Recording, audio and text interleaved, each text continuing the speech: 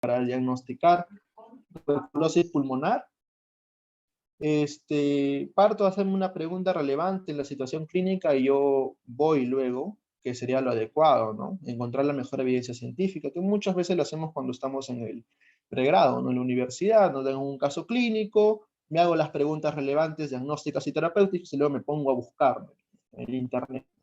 O en libros, o en una fuente bibliográfica que yo sé que me va a dar la respuesta, y busco la mejor evidencia científica, y luego, ¿qué tengo que hacer? Tengo que gradar esta evidencia. Lógicamente no es lo mismo sacar esta información de Wikipedia que sacarla de quizás una base de datos como Scopus o como Medline, ¿no? Tenemos que nosotros reconocer qué evidencia es mejor que otra, y para eso también hay una metodología específica. Luego tengo que aplicar esta información en el contexto adecuado. Quizás sí, realmente el GeneXpert es mejor, entonces vamos a hacerlo, lo tenemos disponible, y luego de hacerlo, evalúo los resultados. Quizás este enfoque que les estoy comentando se puede aplicar en una situación muy individual con un paciente, como en una situación diferente, ¿no? De elaborar quizás guías de práctica clínica, porque los metodólogos también hacen las mismas preguntas, buscan evidencia científica, le valoran con una metodología específica. Luego mandan la guía, la publican para que quizás los clínicos realicen estas actividades, y luego ellos en el proceso de investigación evalúan luego los resultados. Al final hay una publicación científica relacionada u otro tipo de actividades. Entonces me entienden que puede haber diversos enfoques, mixtos inclusive, pero en sí la medicina basada en evidencia es un enfoque, valga la redundancia, que se puede aplicar en nuestro quehacer diario, y sería lo ideal analizar si es que podemos nosotros aplicarla diariamente. En este momento hay alguna pregunta, quizás, no, digamos, esto es muy, muy interesante para conversarlo. Tenemos unos minutos. ¿Alguien desea opinar al respecto?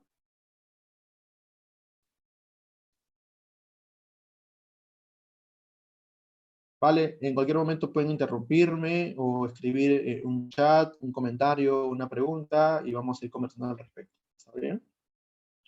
La medicina basada en evidencia es un enfoque que quizás parte en el 92, cuando el grupo de McMaster en Canadá, liderado por Sackett, Guyat y otros epidemiólogos muy renombrados actualmente, muchos de ellos siguen vivos, eso es algo que tenemos que valorar.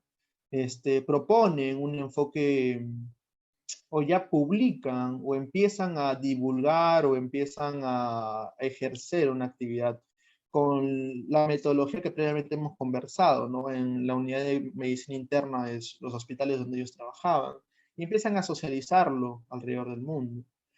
Pero, no es, pero ese enfoque que, digamos, ya se materializa en la década de los 90, no nace ahí, sino previamente hay muchas experiencias que nos llevan a esa situación histórica, ¿no? En la epidemiología. Cochrane, Archibald Cochrane, es un inglés, por el cual se da nombre, ¿no?, a la institución Cochrane. En sus experiencias, o es uno de los médicos que estudia más, que comparte mejor este enfoque, y tiene una publicación muy importante en el 72, con el cual ya empieza a ver atisbos modernos de lo que es plasmar este enfoque ya en algo mucho más tangible, mucho más realizable.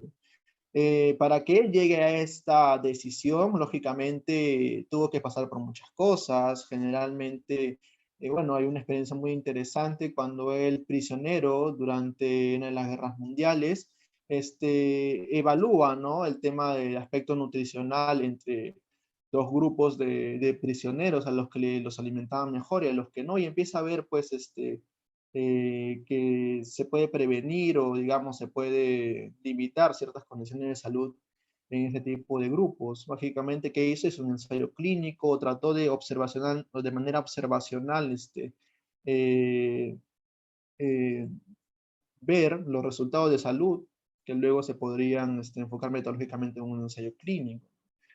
Estamos hablando de la década de los 70, o sea, es algo muy reciente el tema los enfoques de medicina basada en evidencia. Es por eso que Cochrane es considerado el padre de la medicina basada en evidencia moderna. Sin embargo, si ustedes entran, esta es una página libre de James Lind Library, van a poder ver que si aplicamos el enfoque de medicina basada en evidencia, quizás sin tener o haber teorizado esta cuestión, ya desde mucho antes, inclusive Hipócrates, practicaba medicina basada en evidencia, ¿no? Quizás desde su postulado importante de no hacer daño, ¿no? Ya hablamos que tenía atisbos de seguridad al respecto, inclusive tenemos que reconocer que en diversos niveles de la historia de la medicina mundial, ya se vieron o vieron previos intentos, no intentos, sino previas experiencias en practicar acciones que actualmente ya reconocemos como tal, ¿no? En el caso de James Lind en el 47, que ayudó mucho a que Inglaterra fuera una potencia naval, ¿no?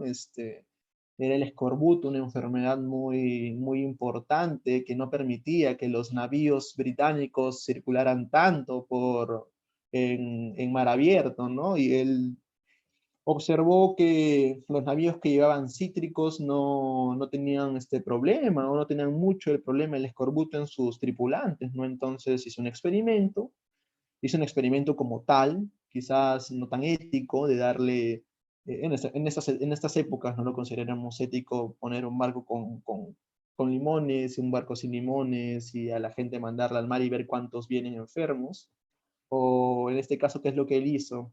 A los enfermos algunos los trató y algunos no los trató y vimos el resultado positivo. Entonces, él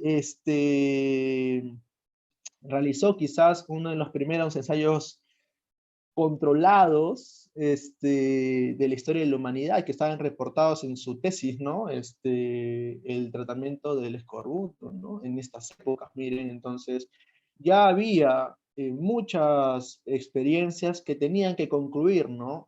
Materializarlas en un enfoque muy particular, que es en el cual estamos viviendo nosotros, ¿no?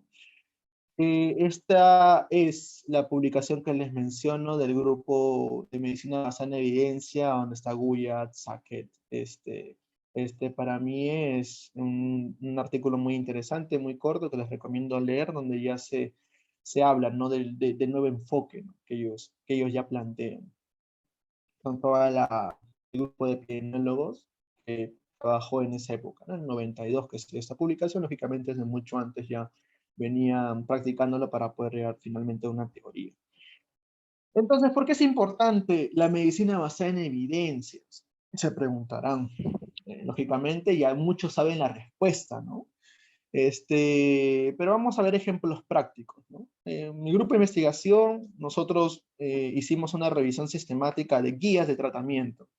Básicamente podría hacer inclusive un scoping review, ¿no? Al respecto de guías de tratamiento que hasta, me recuerdo, un año ya, mayo del año pasado, vinieron siendo publicadas, ¿no? Comenzó la COVID y en el mundo estábamos muy locos, no sabíamos qué hacer, y diversas instituciones empezaron a publicar muchas guías de tratamiento para países, para cada país, cada institución encargada publicaba, ¿no? Las guías que tenemos que seguir nosotros para poder manejar esta nueva enfermedad, ¿no? En Perú tenemos un Ministerio de Salud que se encargó de realizar ello, ¿no? Y ahora se preguntarán, ¿por qué nosotros hicimos este trabajo? Porque ya para estas alturas de la pandemia, que habían pasado algunos meses, donde ya se sabían con certeza ciertas cosas, nos dábamos cuenta que nuestra institución encargada de, lógicamente, estudiar la mejor evidencia, nosotros en Perú tenemos instituciones encargadas de hacer guías de práctica clínica, evaluación de tecnologías sanitarias, tenemos IETS y UNAGES, que son instituciones ya que tienen algunos años en esto. Quizás hacían esfuerzos, pero a pesar de eso, las autoridades, los políticos de nuestro país, hacían caso omiso al respecto y seguían proponiendo como alternativas intervenciones que ya sabemos que no son tan efectivas y que llegan a ser peligrosas, ¿no? Como la citromicina y ivermectina. Miren, habían pasado al menos unos 4 meses, ya se sabía que estas publicaciones de acitromicina no estaban tan metodológicamente hechas, ya se hablaba que la ivermectina no tenía una sólida evidencia para seguir administrándola, pero aún así en nuestro país, en mi país que es Perú, las autoridades no modificaban esto. ¿Y cómo hacían ellos sus guías? Se preguntarán.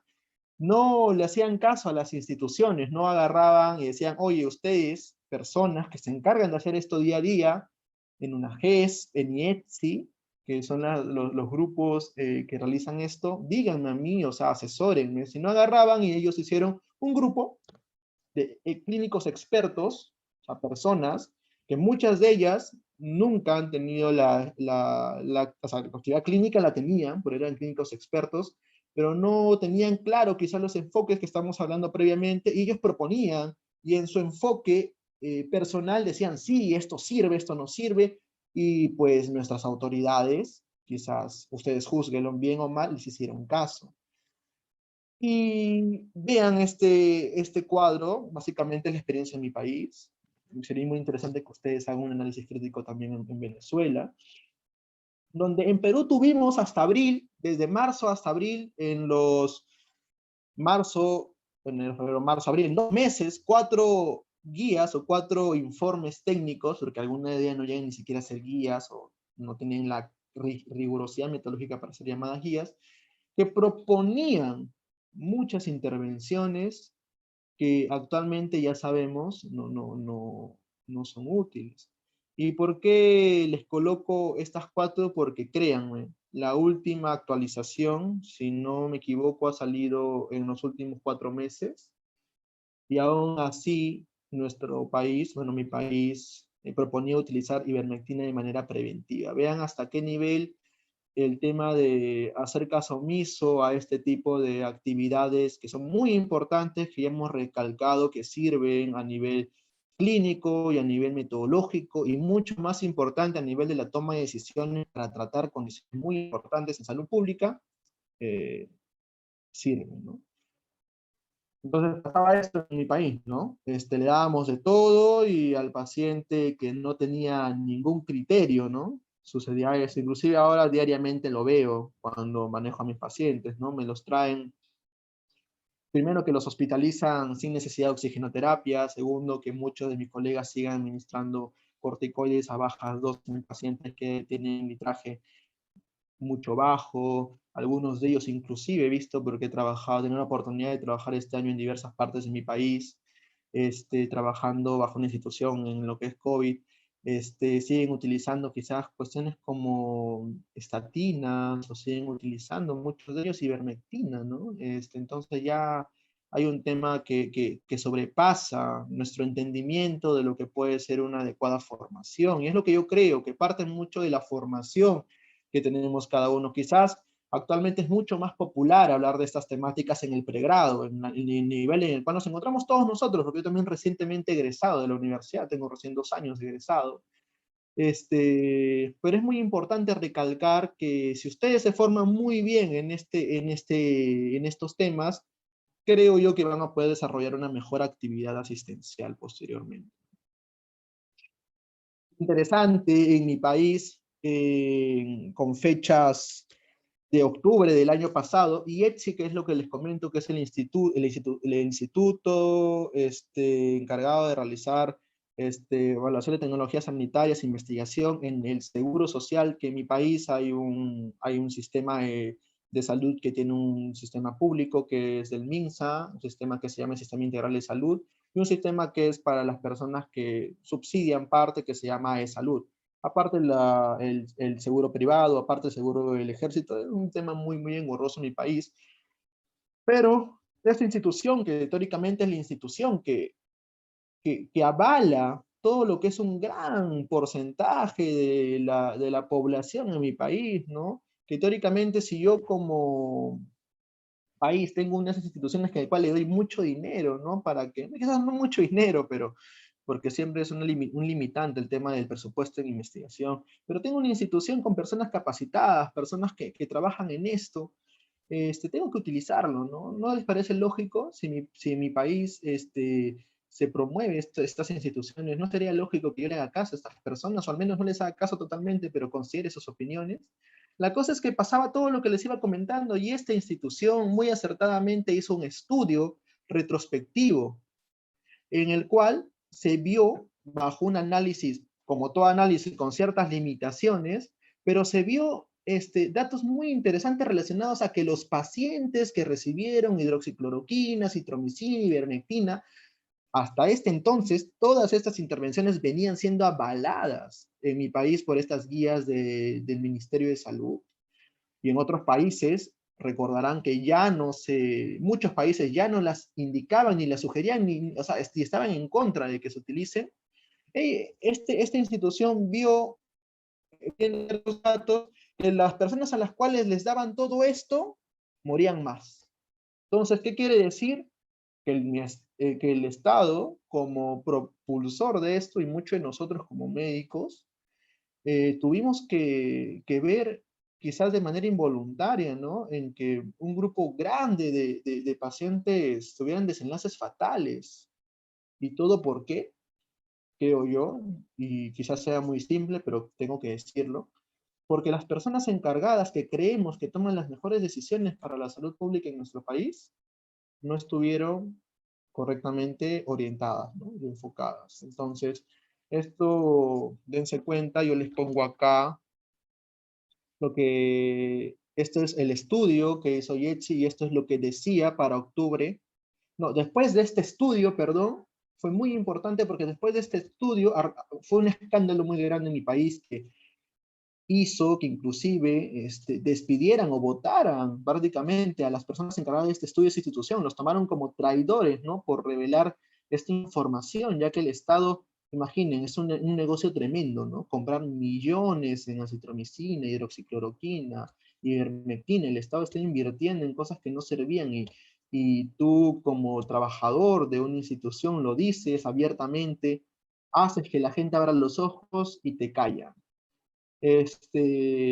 Pero no, pero sirvió mucho porque inmediatamente después el Estado saca esta nuevo enfoque de tratamiento donde ya ven que no están ninguna de esas intervenciones. Entonces, estas personas yo las considero héroes silenciados, ¿no? En la salud pública de mi país realmente. Eso es un logro que ustedes se dan cuenta que digamos, con tesón se puede obtener, ¿no? Y abriendo bien los ojos, ¿no? Para saber en qué enfocar. Y todos se decían, oye, pero vamos, la evidencia es poca, realmente no podemos hacerle caso a los estudios que salen o las guías que salen porque no hay revisiones sistemáticas buenas, porque no hay estudios con gran cantidad de pacientes, porque las personas en el mundo no podemos utilizar esta evidencia que es muy reciente, ¿no? Y no tenemos la capacidad, ¿cómo se pueden hacer guías de práctica clínica en tan poco tiempo? Eso decían los entre comillas, expertos en mi país. Pero miren, Grady ya para septiembre del año pasado da recomendaciones, o sea, en metodología de investigación todo es muy flexible, lógicamente nada es perfecto, pero tenemos que basarnos en algo. Parte en este estudio participó uno de mis mentores, el doctor Carlos Alba, en el cual daban sugerencias, o ya daban lineamientos, mejor dicho, para desarrollar recomendaciones que sean confiables en una situación muy urgente. Entonces, en un par de semanas tú podías tener recomendaciones confiables. La confianza tiene niveles, ¿no?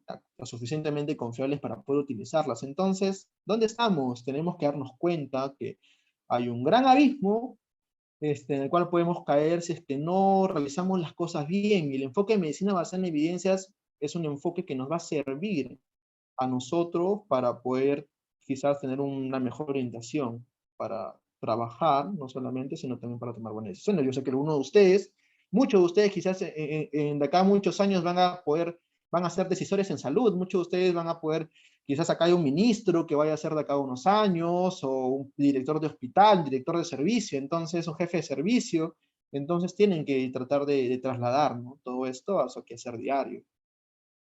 Para finalizar, ese es un estudio que está en proceso de publicación. Bueno, realmente estamos intentando publicarlo. Es un enfoque en mi país.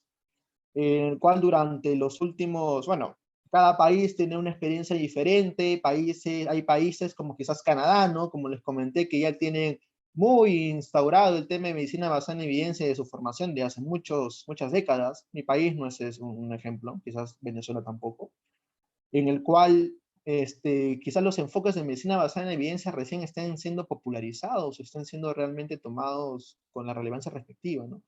Hemos hecho un estudio bibliométrico en el cual nos hemos enfocado en ver qué tanto se ha publicado en medicina basada en evidencias en mi país y hemos visto cosas buenas y cosas comparativamente quizás que estamos en buen camino, ¿no? Hay una tendencia creciente en la popularidad, digámoslo así, ¿no? De publicar más al respecto de esto en bases muy importantes como Scopus y Cielo para nuestra región. Eso es lo más relevante, en temáticas muy importantes, ya que la temática que más se ha publicado en mi país es al respecto de guías de práctica clínica, evaluación de tecnología sanitaria, o sea, de instrumentos que van a ayudar, que son eh, muy orientativos y quizás en algunos países del mundo inclusive legalmente necesarios para que un profesional desarrolle su actividad. Entonces se van publicando muchas más guías de práctica clínica con un enfoque adecuado, ¿no? Eso es muy bueno. Eh, Así que una perspectiva es muy positiva. Yo creo que mientras más personas estemos enfocadas en esto, mientras más personas le demos la real relevancia y participemos en procesos de investigación, esto va a avanzar adecuadamente. Básicamente esa es la charla que yo quería darles. Y ahora voy a finalizar la exposición hablando de una temática muy interesante. ¿Qué es lo que tú conoces y qué es lo que tú no conoces? O qué es lo que es un tema ya más enfocado a algo más pedagógico. Tenemos que reconocer nosotros que hay de todo el conocimiento universal, digámoslo así, que existe. Yo agarro y les pregunto a algunos de ustedes, oiga, dime la definición de tal enfermedad, y yo sé la respuesta, me siento muy feliz por las cosas que yo sé, que yo conozco, ¿no? Hay muchas cosas que yo conozco, que ustedes conocen, pero a la vez tenemos que reconocer que cuando nos dicen o estamos en un examen y no podemos responder una pregunta que sabemos, que desconocemos, nos ponemos muy ansiosos. Esa noche estamos ahí buscando en nuestros libros información para poder llenar ese vacío, ¿no? Y seríamos muy poco considerados con nosotros mismos si nos quedamos en esta fracción de conocimiento que es la fracción menor a realmente lo que es, o sea, solamente lo que sabemos que conocemos y tratar de llenar nuestro conocimiento con lo que desconocemos.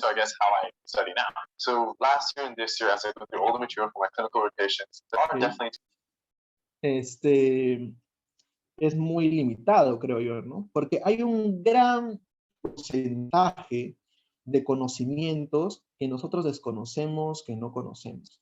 Y es realmente este porcentaje el cual tenemos que tener siempre presente, quizás para no llegar a conocerlo, nunca vamos a tener el conocimiento universal, pero sí para ser bastante humildes y saber que esto es un proceso continuo que tenemos que trabajar cotidianamente. Bueno, eso sería todo con respecto a mi exposición. Estaría muy agradecido si es que hubieran comentarios, preguntas y podamos conversar un poco al respecto de esto, de sus experiencias y lo que ustedes creen que se podría trabajar en su país, en la región o lo que ustedes personalmente creen que podrían aportar con esta temática a sus demás compañeros. Un gusto con todos y espero que haya sido una charla bastante productiva.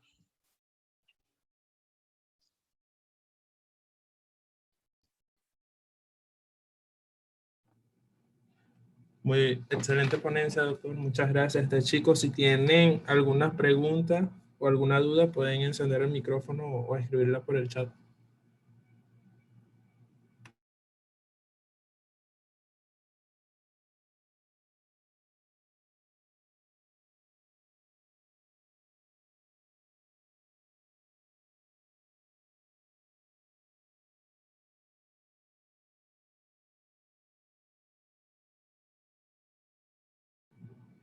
Doctor, por el chat preguntan, ¿cómo podríamos acercar a nuestros docentes hacia este enfoque de medicina basada en la evidencia, considerando la resistencia en algunos a la evolución del conocimiento? Vale, Robert, es una pregunta muy interesante que quizás no tengo una respuesta clara, ¿no? Pero sí te puedo comentar un poco la experiencia que yo he tenido en estos años, ¿no? Eh, Lógicamente, todo parte de reconocer que tus docentes tengan experiencia en esas temáticas. Creo yo que es muy importante de nuestra parte tener la motivación para acercarnos a aquellos docentes que sabemos tienen actividades o realizan actividades de investigación. Actualmente la investigación biomédica se enfoca en medicina basada en evidencia, sí, en su gran porcentaje. Entonces, si ustedes tienen la posibilidad como estudiantes de acercar a esos docentes a actividades como estas, podrían poco a poco contribuir, ¿no? En mi país, lo que mis alumnos, digámoslo así, hacen es invitarnos a nosotros a hacer este tipo de actividades. Lo que hacíamos nosotros cuando éramos estudiantes era acercarnos y mentorearnos con personas que sabíamos que hacían ese tipo de actividades y más que todo tratar de incluir a todas las personas, o sea, tratar de generar un cambio poco a poco. Quizás ustedes están en una universidad pública como yo estuve en mi momento, es muy difícil sacar o exigir que salga un docente y poner a otro que sabemos que es, entre comillas, mejor en ciertos aspectos, pero sí podemos incentivarlos para que puedan ellos interesarse en esto. O sea, la idea es incluirlos en hacer actividades de investigación y hacer un proceso que de hecho va a involucrar mucho estos aspectos, ¿no?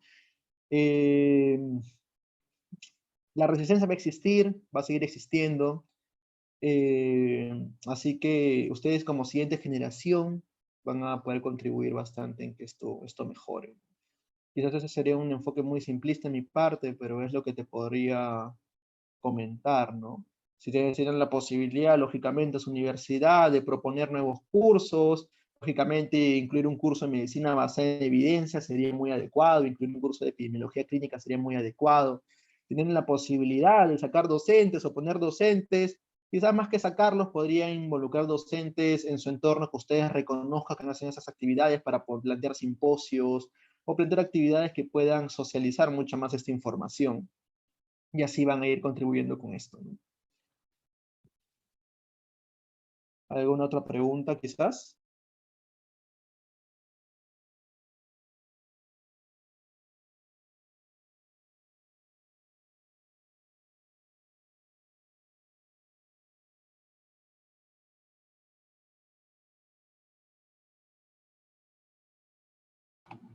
Otra pregunta. Dice, la cultura venezolana está muy arraigada a a las costumbres y medicina tradicional.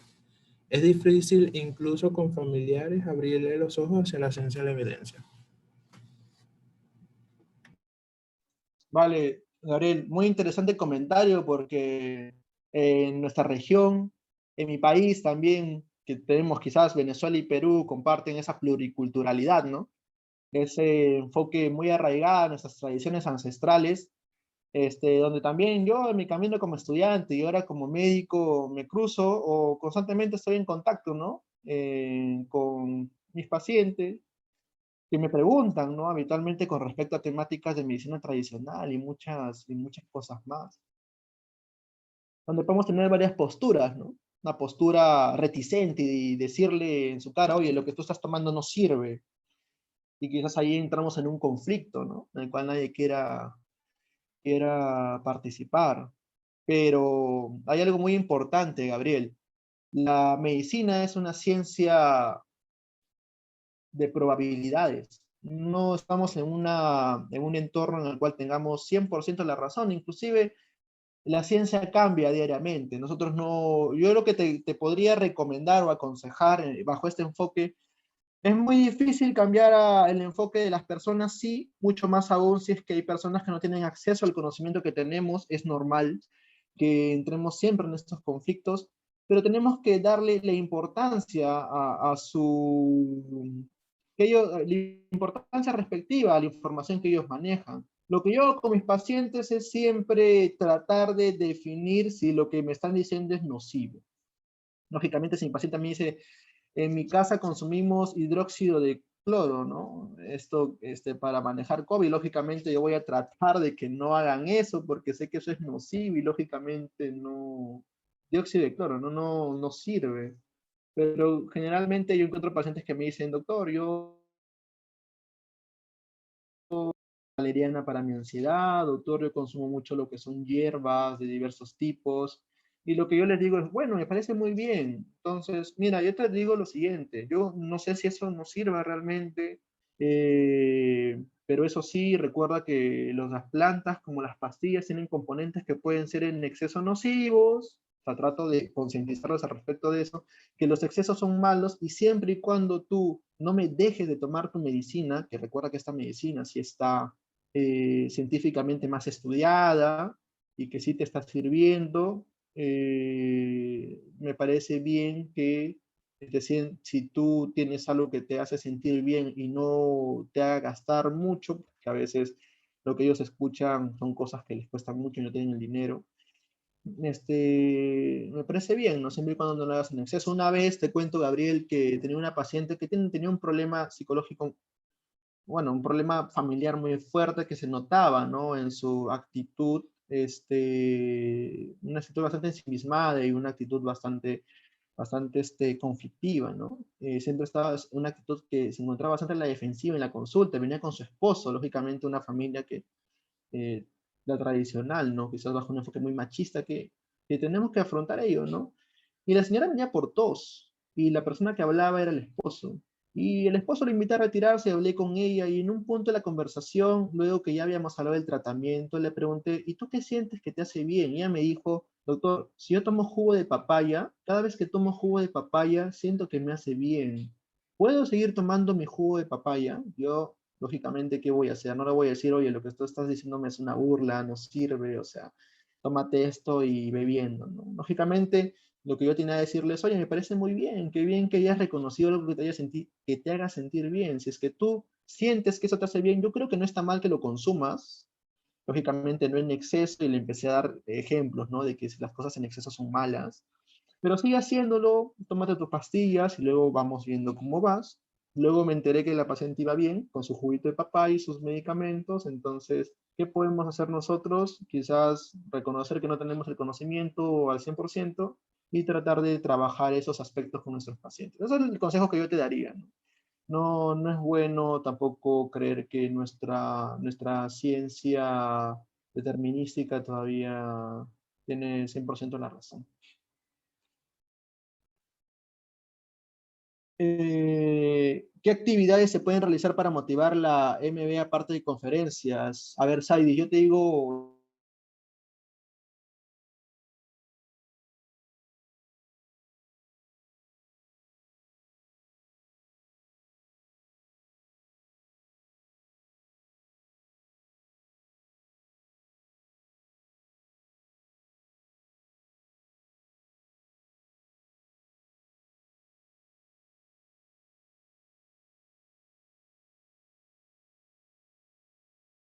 es zona de la nada en cada una o es la vida propia, ¿no? De esto. Entonces, estas acciones individuales que tú haces, créeme que si cada uno lo haríamos, lógicamente lograríamos liberar la playa de estrellas y las devolveríamos todas al océano. Pero yo creo que si todos nos involucramos en actividades de investigación, así sean mínimas, muchas veces vemos que hay compañeros que publican más, oye, y a veces sentimos inclusive celos profesionales, que está bien hasta cierto punto, pero tampoco nos quedemos atrás y tampoco sintamos que las actividades que hacemos están mal, ¿no? Con el que ustedes puedan para investigación, no solamente que culminen en una publicación, que sería lo ideal, pero sí en actividades diversas, es lo que podrían hacer para poder motivarle. Créanme que el efecto de cadena que genera esto es muy importante. Yo lo he visto en mi facultad, donde cuando yo estudiaba eran pocos los que investigaban y los veíamos como bichos raros, y luego nos empezó a gustar mucho de nosotros. Viajamos al extranjero específicamente para hacer actividades de investigación y volvimos y seguimos propiciando esto y seguimos investigando y no nos hemos detenido y no nos hemos rendido. Quizás no publiquemos 20.000 artículos al año, pero lo hacemos constantemente o participamos en actividades constantemente. Genera que hayan personas que quieran unirse a esa experiencia. Y más aún cuando tú les comentas que sí es difícil, sí es tedioso, pero te da satisfacciones, no solo quizás satisfacciones profesionales, sino también familiares, económicas y demás, ¿no? Entonces, creo que ese efecto cadena que podemos generar cada uno va a ser importante para que tú puedas motivar, ¿no? El realizar más actividades al respecto en tu facultad, en tu sociedad y a la larga a nivel mundial, ¿no? Que es lo que yo espero cada uno de ustedes.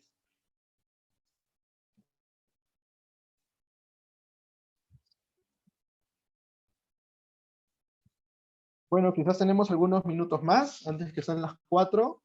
Algún comentario, quizás me gustaría escucharlos realmente. Sería muy bueno saber alguna crítica quizás que tengan con respecto a la charla. Será muy bueno oírlos y no solo estar leyendo sus comentarios, ¿no? O sus preguntas en el chat. Quizás Fernando o Rafael, perdón, como coordinador, alguna experiencia que tengas para tu sociedad, no lo sé.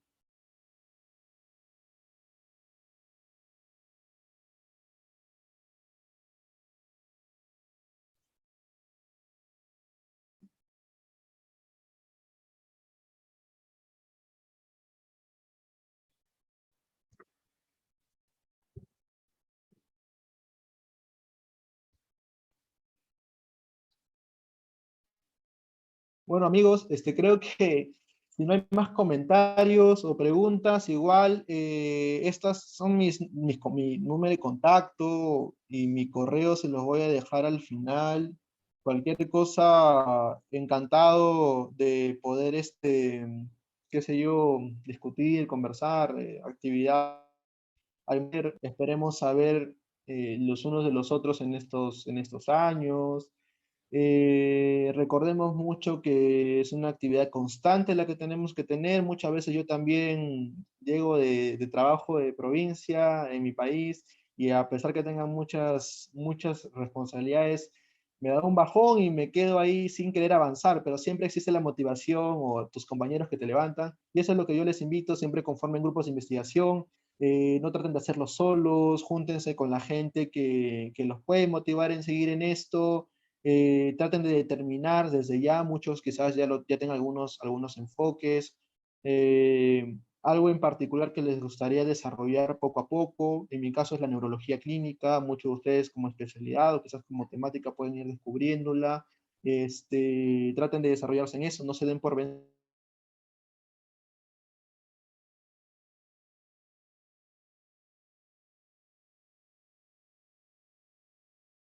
hasta una pronta. Espero poder juntarnos nuevamente. Muchas gracias. Muchísimas gracias, doctor, por la ponencia. Lamento tener tantas fallas con el internet yo. Este, Espero en una próxima ocasión poder contar de nuevo con su disponibilidad para una próxima ponencia. Entonces, estuvo muy buena todo.